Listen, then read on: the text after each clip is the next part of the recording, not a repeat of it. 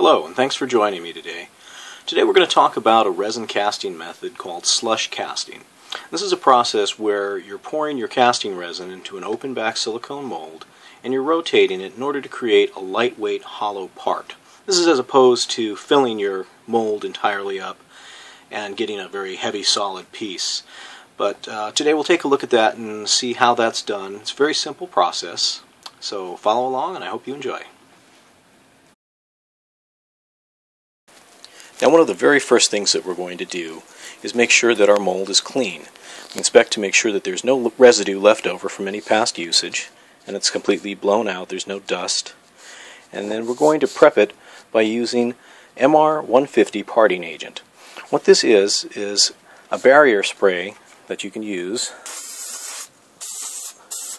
on the inside of your silicone molds to help ease the release once the part has been cured inside the mold.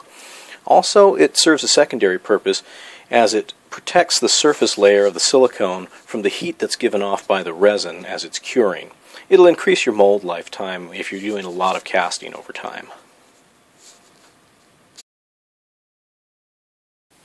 Now here we have the two-part casting urethane that I use. Now this is a Silcast 2 white that I purchased from a company called Silpack in Southern California. They provide most of the prop making materials that are used in the film industry out here in Southern California, and I've just been using them for years. They're really great, but you can also get this from other places like Tap Plastics or Smooth On. Essentially, it's a two-part resin casting compound that requires you to mix equal parts by weight of part A and part B. You can see I've already prepared my mixing cups and I've labeled them A, B, and mix. That way we don't have any cross-contamination when we reuse them throughout this project. I also have my gloves laid out, and I like to mix things. I just use chopsticks, which you can get in bulk like from the 99-cent store, as my budget mixing sticks. The mold is set aside ready to go, so let's move on to mixing. Now you'll see I've already pre-measured out a very small batch of both A and B, which I'm going to use to do the first pour. Now when doing a casting like this, I'm not filling the mold up entirely because I need it to be a hollow shell. So I do very small batches that I'm going to build up to get a nice smooth, thin, but still durable pour. So we take our A, we take our B, empty it into the mix. I like to make sure that I get everything drained off so that way we are actually retaining the ratios that we've poured out.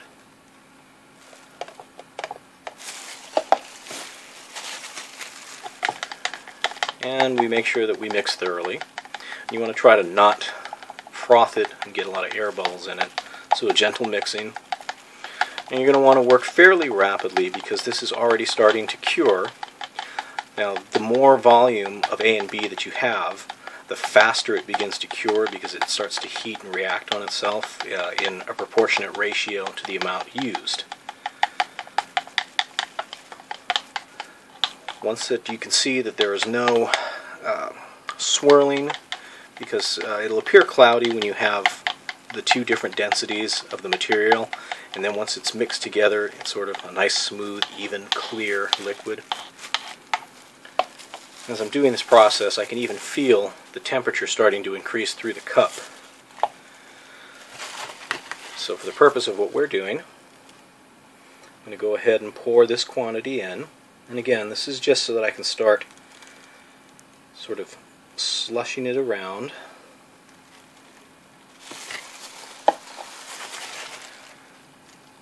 And building up what is going to be my first layer inside this piece here.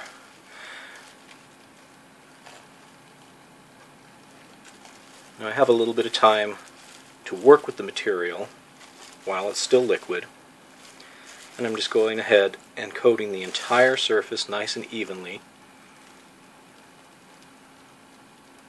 so I can sort of get a nice smooth print coat, if you will, of the resin on the entire surface of what will become the shell.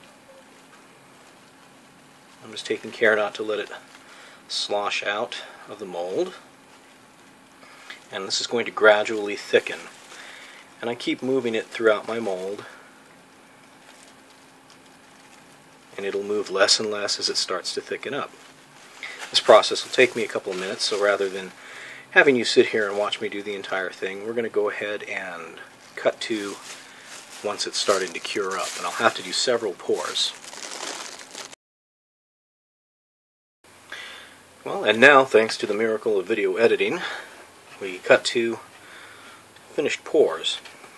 And if you can see here, we've got a nice smooth interior, very glossy. Pop that out of the mold there.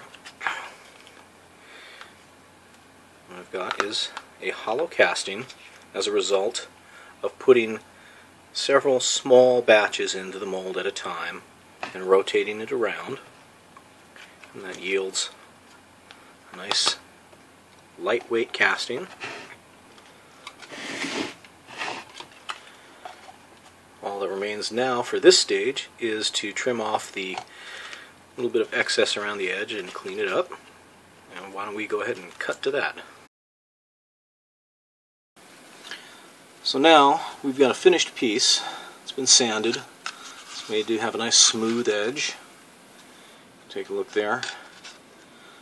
As a result of our slush casting using a 2-part urethane casting resin. I'll let you take a look here. This is a untrimmed part.